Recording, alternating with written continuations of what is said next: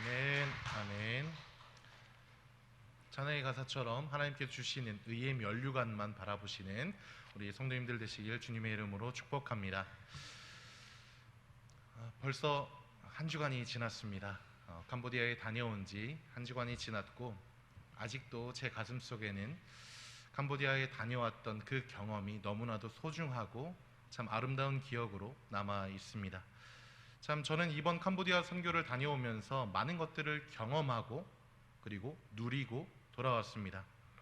그래서 이 사역을 통해서 하나님께서 어떻게 일하시고 어떻게 역사하시고 그리고 하나님의 계획을 어떻게 진행시켜 가셨는지 눈으로 보는 그리고 몸으로도 느끼는 정말 아름다운 시간이었습니다.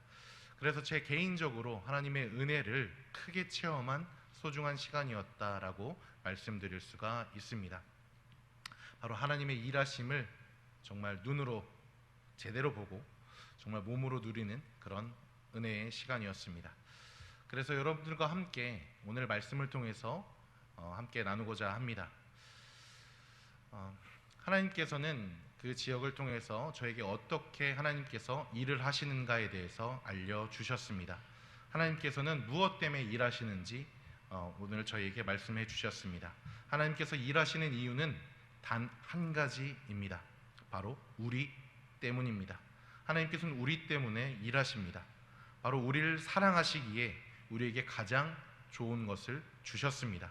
바로 예수 그리스도라는 선물을 우리에게 주셨고 그리고 캄보디아 그 꺼온다 친구들에게도 주셨습니다.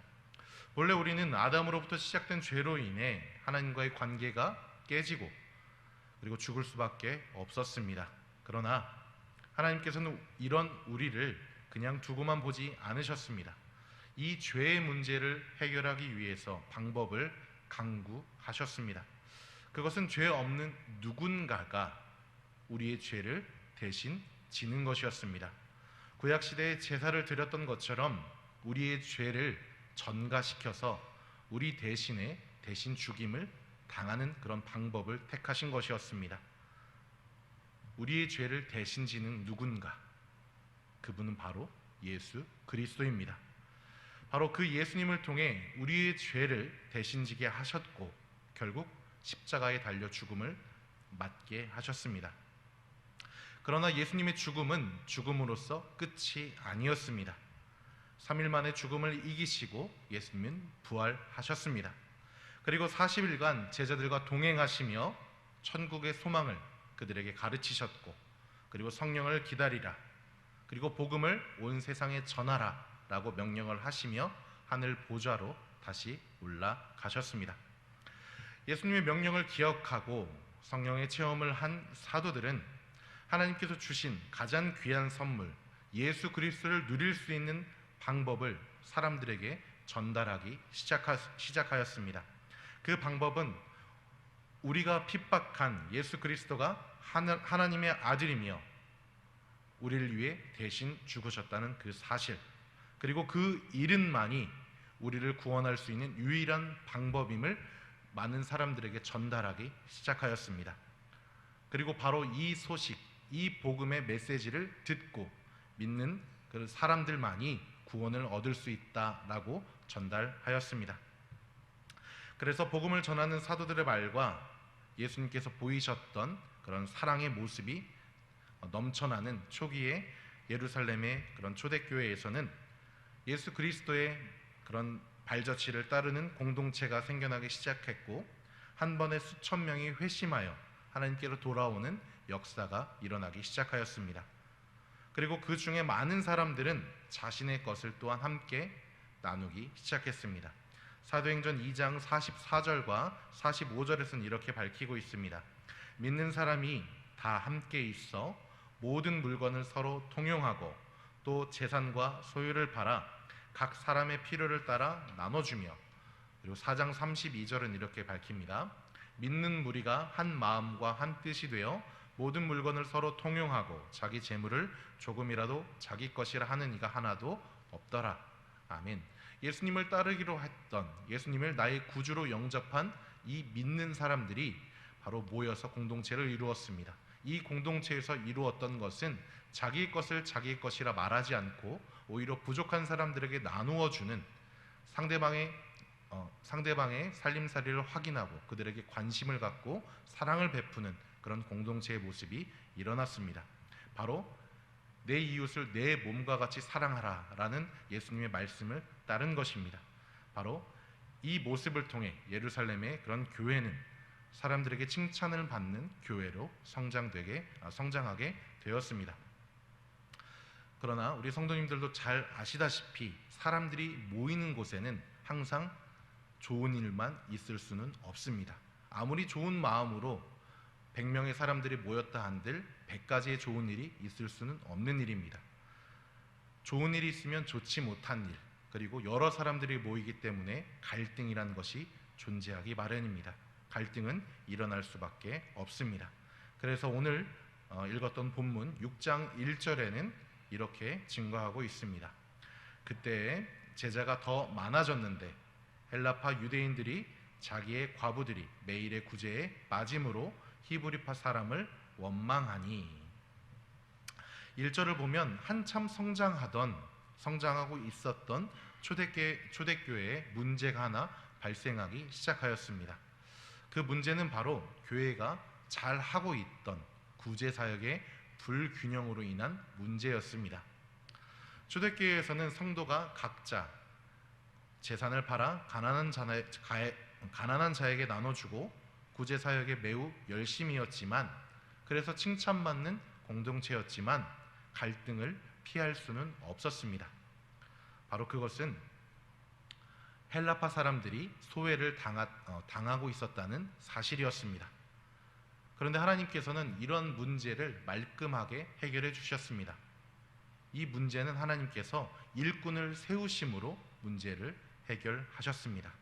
오늘 우리 함께 읽었던 3절의 말씀입니다. 형제들아, 너희 가운데서 성령과 지혜가 충만하여 칭찬받는 사람 7을 택하라. 우리가 이 일을 그들에게 맡기고. 본래 초대교회의 일은 12명의 사도들이 도맡아 진행하고 있었습니다. 그러나 사람들이 늘어나면서 어떠한 이유인지는 오늘 본문에서는 확인할 수는 없지만 불만이 터져나오기 시작하였습니다. 결국 그 불만은 차별을 당하고 있었다는 사실이었습니다. 헬라 출신의 사람들이 구제에서 빠지게 되므로 복음의 전달과 구제 사역이 주된 사역이었던 초대교회에서 오히려 구제 사역으로 인해 사람들이 다른 사람들을 원망하고 그리고 시험에 빠지는 그런 상황이 오게 된 것입니다. 그러나 하나님께서는 이 갈등을 해결하는 방법으로서 일꾼을 세우셨습니다. 총 7명의 사람이었습니다. 그들의 이름은 다음과 같습니다. 스데반, 빌립, 브로고로, 니가노르, 디몬, 바네바, 그다음에 안디옥 사람 니골라입니다. 하나님께서는 왜 이렇게 사람들을 뽑으셨던 것일까요? 하나님께서 능력이 있으시기에 사람들의 마음에 들어가 마음을 움직여 주시고 만져 주셨으면 굳이 사람을 세울 필요가 전혀 없으셨을 겁니다. 하나님께서 이런 능력이 없으시기에 굳이 귀찮은 방법으로 사람을 택하여 세우신 것일까요? 바로 하나님께서는 이 7의 사람을 통하여 바로 그 이유에 대해서 설명하십니다. 사람을 뽑은 이유는 다음과 같습니다. 그것은 바로 혼자서는 그 일을 다 감당할 수 없기 때문일 것입니다. 내가 아무리 날고 긴다 할지라도 내가 잘할 수 있는 부분이 있고 잘할 수 없는 부분이 존재합니다. 그래서 일을 나눠서 하는 것이 중요한 것이죠. 그래서 회사에서도 직급과 자기가 잘하는 분야를 나누는 이유가 바로 여기에 있는 것입니다. 그런데 그 일을 나누지 않고 한 사람이 잘한다는 이유로 계속 한 사람에게 몰아준다면 그 한 사람은 어떻게 될까요? 결국 과부하가 걸리게 되겠죠. 처음에는 어떻게든 해내겠다라는 열심을 가지고 하다가도 그 열심을 넘어가는 그 일이 나에게 다가오면 결국 그 일을 제대로 하지 못하고 오히려 안 하는 이만 못하는 그런 결과가 일어나는 것 다들 아실 것입니다. 그리고 일을 너무 많이 하다 보면 내가 무엇을 해야 할지도 모르는 목적과 목표까지도 불분명해지기 마련입니다. 그래서 사도들은 하나님께서 주신 지혜로 헬라 문화에 능통한 사람 7을 뽑았습니다. 여기서 나타나는 그 7의 이름이 다 헬라식의 이름으로서 헬라 문화에 능통한 사람을 의미합니다. 그래서 하나님의 목적을 이룰 수 있는, 목표를 함께 할 수 있는 동역자 7을 택한 것입니다. 그래서 그 당시 사도들은 대부분 히브리계 사람들로서 헬라의 문화와 언어에 능통하지 못했기에 자신들이 잘할 수 있는 분야와 잘할 수 없는 분야를 적절히 나누어 지금 7의 사람에게 분배하였습니다. 이 사도들은 그럼 무엇을 위해서 이렇게 일을 나누었을까요? 무엇을 위해? 사도들이 일을 덜 하기 위해서 일을 넘겨준 것일까요? 내가 그동안 피곤했으니 니네 7이 나의 일을 감당해라 라는 이유로 일을 넘겨준 것일까요? 아니죠. 그것은 바로 복음을 효과적으로 제대로 전달하기 위함이었습니다. 저는 이번 캄보디아 선교를 통하여서 많은 것을 경험하고 돌아왔습니다. 다들 아시겠지만 저는 우리 교회에서 해보는 것들이 거진 다 처음인 그런 초짜 목회자입니다. 작년 설교도 마찬가지고, 그리고 신방도 마찬가지고, 그리고 장례에 참여하여 함께 예배를 드리는 것, 그리고 제가 사무실에 앉아서 행정을 보는 이 모든 것들이 저에게는 다 처음 접하는 것들이었습니다. 물론 이번 선교도 마찬가지였습니다. 처음 선교를 준비하는 데 있어서 19년도의 자료가 있었습니다. 그래서 그것을 많이 훑어보고 그것을 토대로 이렇게 준비하면 되겠다 생각도 하였습니다. 그러나 저 자체가 선교에 대한 경험이 없었기 때문에 그 작은 책자로는 제 분야를 제대로 선교를 준비할 수가 없었습니다. 그때 저에게 들려온 조언이 하나가 있었습니다. 그 조언은 바로 19년도에 캄보디아 포이페 지역을 다녀온 그런 분들의 조언을 들으라는 것이었습니다. 제가 경험이 없기 때문에 경험자의 경험을 듣고 함께 그 팀을 꾸려서 함께 2023년도 올해 사역을 준비하라는 조언이었습니다. 그래서 그 조언을 듣고 저는 19년도에 다녀온 그 분들과 함께 팀을 짜고, 그래서 방향을 잡고 제가 부족했던 그런 부분을 채워 나갔습니다. 그래서 2023년 올해 여름에 진행한 캄보디아 단기 선교를 잘 준비하고 은혜 중에 잘 마칠 수 있게 되었습니다. 단기 선교를 준비하는 일 정말 쉽지 않았습니다. 준비해야 할 것들이 한두 가지가 아니었기 때문입니다. 다들 저의 그런 성격과 저의 일하는 모습을 잘 아실 것입니다. 제가 덩치는 크지만 구멍이 참 많은 사람입니다. 그래서 2번, 3번 크로스 체크를 하다가도 구멍이 계속 보이는 게 저의 모습입니다. 그래서 많은 분들이 저를 많이 도와주고 계시지요. 정말 제가 아무리 뛰어난 실력과 능력이 있다 한들 제가 경험이 없고 이렇기 때문에 그것을 선교를 제대로 준비를 할 수 있었을까요? 그리고 그것이 사역지에 가서도 제대로 발휘될 수 있었을까요? 아니죠.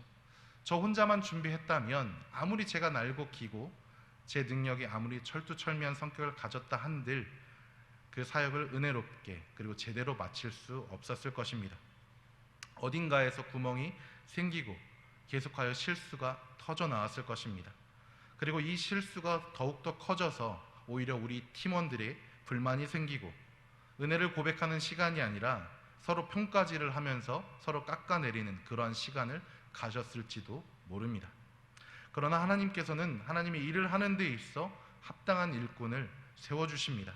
그래서 하나님께서 계획하신 그 복음을 전달하는 일을 잘 해낼 수 있도록 저희에게 그리고 저희 팀에게 힘을 부어주셨습니다. 제가 경험했던 것처럼 저희 팀이 그것을 경험하였고, 그리고 오늘 사도행전 6장에서 함께 경험했던 초대교회의 그런 사도들도 이것을 경험하였습니다. 그럼 하나님께서는 하나님의 일을 감당하는 그 일꾼들을 어떻게 세우시는 걸까요? 하나님께서는 일꾼을 세우시는 것에 조건이 있습니다. 아무나 세우지 않는다는 것입니다.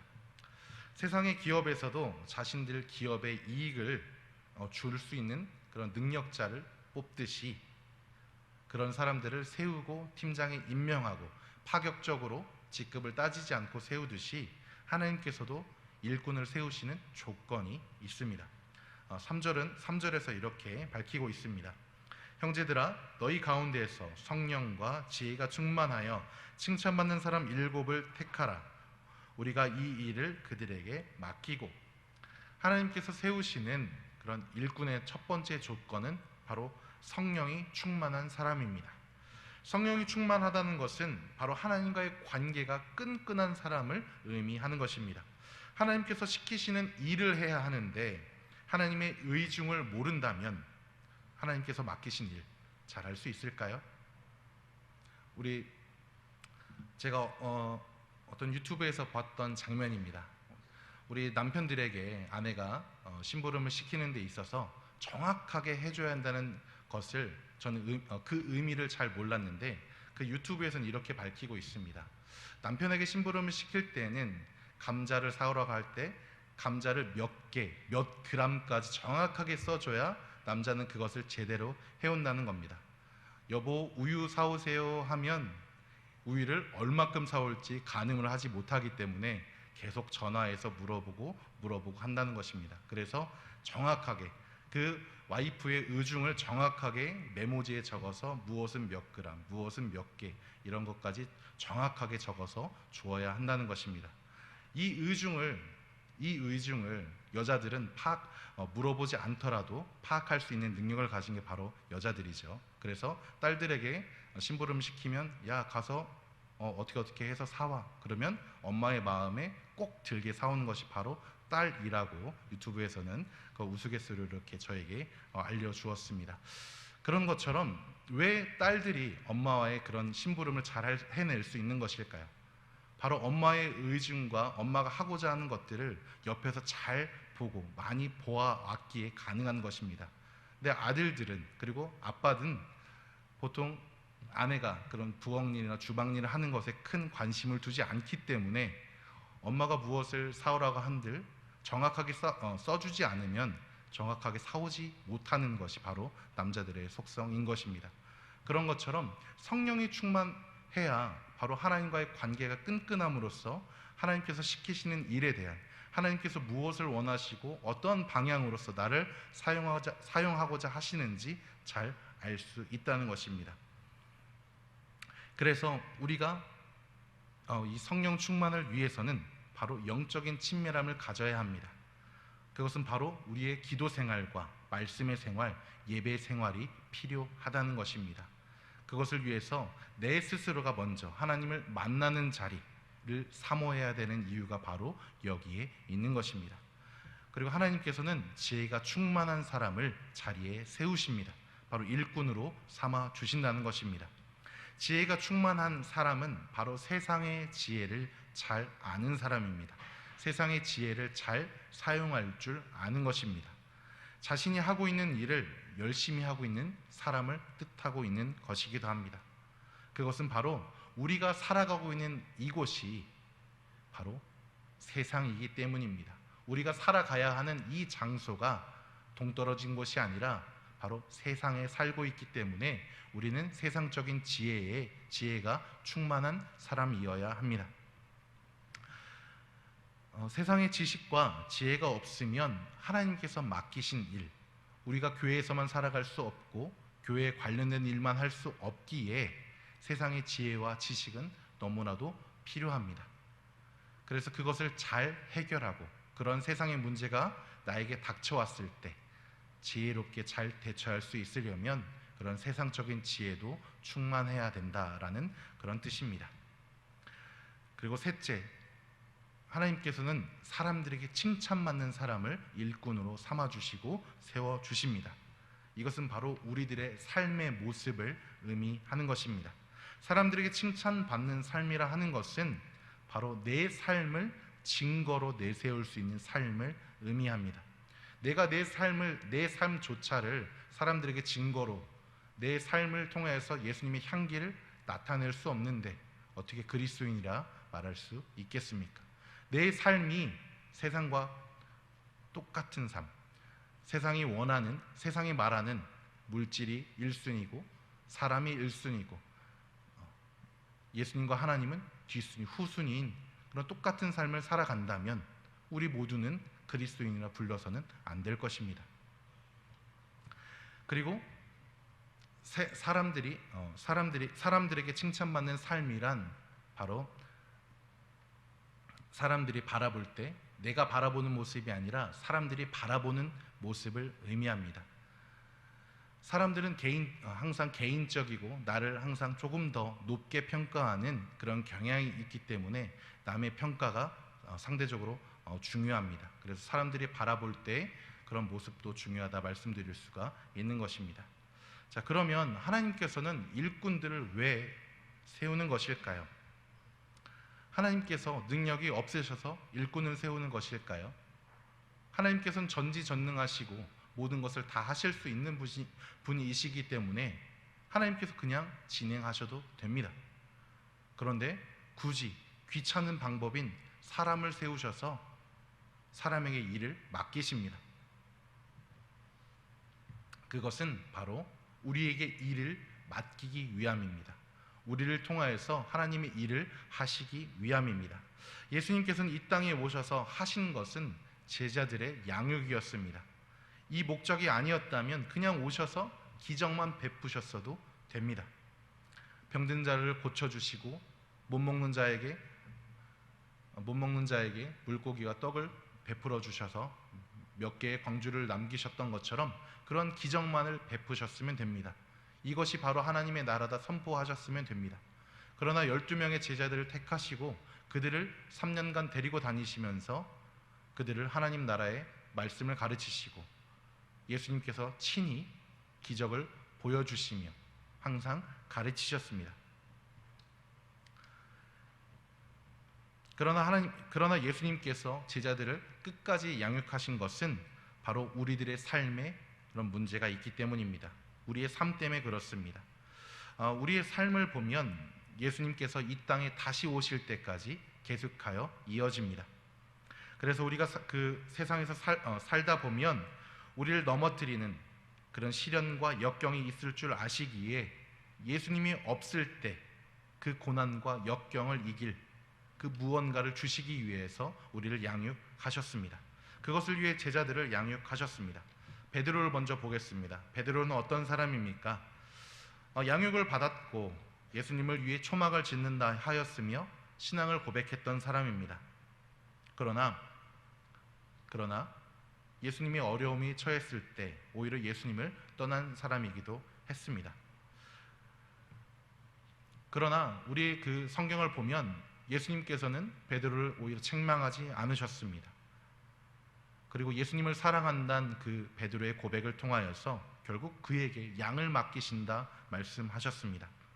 그래서 베드로는 오순절에 성령 체험 후 예수님을 전하는 사도의 삶을 살며 죽을 때까지 복음을 전하는 그런 사람이 되었습니다.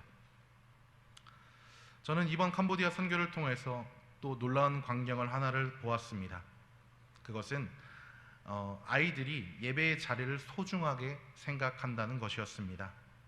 1시간 정도 이른 시간에 나와서 성전을 쓸고 닦고 그리고 예배를 준비하는 모습이 너무나도 아름다웠습니다. 그런데 이 성전을 쓸고 닦는 것은 아무나 할 수 없었습니다. 그들 안에서도 뽑힌 일꾼들만 가능하였습니다. 제가 그 이유를 선교사님에게 물어보았습니다. 선교사님께서는 그 아이들 중에서 먼저 복음을 받아들이고 성경 공부를 하겠다고 한 10명에서 15명 되는 인원을 추리고 그들에게 성전 청소와 찬양 인도 그리고 일꾼으로서의 훈련을 시키고 있다라고 말씀을 하셨습니다. 그래서 이 아이들이 성장하여 다른 지역이나 그 교회 일꾼으로서 자라길 바란다라는 의미로서 아이들을 일꾼으로 뽑고 그렇게 훈련을 시키고 있다 말씀하셨습니다. 선교사님의 이 훈련은 바로 꺼운다학 교회를 바로 세우고 아이들을 하나님의 바른 일꾼으로 세우기 위한 그런 맡기기 위한 그런 작업이었습니다. 그래서 그 훈련의 성과로 저희가 진행하는 여름 성경학교 사역 때 그 현지 일꾼들이 우리 리더 친구들이 많은 도움을 주었고 그리고 선교사님의 가정에 그런 그 장례가 났을 때도 안심하며 그 리더들에게 맡기고 한국으로 들어올 수 있는 그런 선택을 해서 함께 들어올 수 있었습니다. 우리에게도 하나님께서는 이와 같이 복음을 맡기셨습니다. 내가 있는 자리에서 우리의 삶이 그런 하나님 예수 그리스도의 모습이 나타나는 삶을 살길 바라며 우리를 일꾼으로 삼아 주시고 우리에게 복음을 맡기셨습니다. 그래서 우린 하나님께서 교회를 통해 세우신 일꾼들입니다. 우린 하나님께서 택해 주시고 교회에서 뽑은 일꾼이 되었습니다. 그렇게 하신 것은 바로 우리가 베드로와 같이 우리를 사용하시겠다라는 하나님의 의지가 담겨 있는 것입니다. 하나님께서 우리에게 복음을 맡기겠다라는 그 의지가 반영된 것입니다. 내 삶이 앞서 언급한 성령이 충만하고 지혜가 충만하고 칭찬받는 자가 아닐 수 있습니다. 그리고 내가 판단해 볼 때 나는 너무 부족하여 하나님께 쓰임받을 수 없다라고 생각하는 그런 분들도 계실 수 있습니다. 그러나 그 판단은 여러분들이 하는 것이 아닙니다. 하나님이 하시는 것입니다. 하나님께서 여러분들을 사용하시고자 일꾼으로 삼아주시고 이 자리로 초대하셨습니다. 그리고 일꾼으로 사용하길 바라십니다. 내가 판단하여 볼 때 앞서 언급한 그 세 가지 성령 충만, 지혜 충만, 그리고 사람들이 볼 때 칭찬받는 것이 없다. 그리고 그것들이 부족하다 생각하신다면 여러분들에게 지금이 더 좋은 기회입니다. 지금 이 시간을 통하여 영적으로 하나님과의 더 끈끈한 관계가 되길 바라며 기도와 말씀, 그런 예배의 자리를 더 사모하시길 바랍니다. 지혜가 부족하거든 주님의 마음을 가지고 살아가는 그 지혜를 달라고, 그리고 내 삶이 주님의 향기가 나는 삶이 되고자 소망한다고, 그래서 사람들에게 칭찬받는 삶을 살고자 원한다고 하나님께 간구하길 바라십시오. 하나님께서는 여러분들에게 가장 좋은 것을 주고자 원하십니다. 그래서 여러분들이 하나님의 나라가 이루어지는 그 자리, 그리고 그 은혜가 충만한 자리로 초대하길 바라십니다. 오늘 7절의 말씀에서는 이렇게 말하고 있습니다. 하나님의 말씀이 점점 왕성하여 예루살렘에 있는 제자의 수가 더 심히 많아지고 허다한 제사장의 무리도 이 도에 복종하니라. 저는 보았습니다. 꺼운다학 교회를 핍박하던 이장이 저희가 전도의 자리에 참여하고 있을 때 전도팀에게 음료와 음식을 제공했던 그 모습 저는 아직도 기억합니다. 그리고 작년 집회에 마을 어른들이 다 모였고, 그리고 그 중에는 교회를 핍박하고 교회를 욕했던 사람들도 있었다는 선교사님의 간증도 저는 기억하고 있습니다. 우리가 생각하지 못했던 그 모습까지 하나님께서는 보게 하십니다. 복음을 전하는 우리에게 하나님께서는 어떻게 역사하시고 일하시는지, 그리고 그 일을 우리를 통해서 어떻게 진행하시는지 우리를 그 자리에 있게 하시며 하나님의 은혜의 자리를 보게 하십니다. 사랑하는 우리 선돌교회 성도님들, 여러분들 모두가 하나님께서 택하신 하나님의 일꾼들입니다. 하나님의 역사를 보길 간절히 소망하십시오. 내가 하나님과의 관계가 소원하면 하나님 관계가 더 끈끈해지기를, 세상에 살아가는 지혜가 부족하다면 그 지혜가 가득하기를, 나의 삶에 주님의 향기가 나지 않는다면 나의 삶이 주님의 향기가 나는 삶으로 가득하기를 간구하십시오.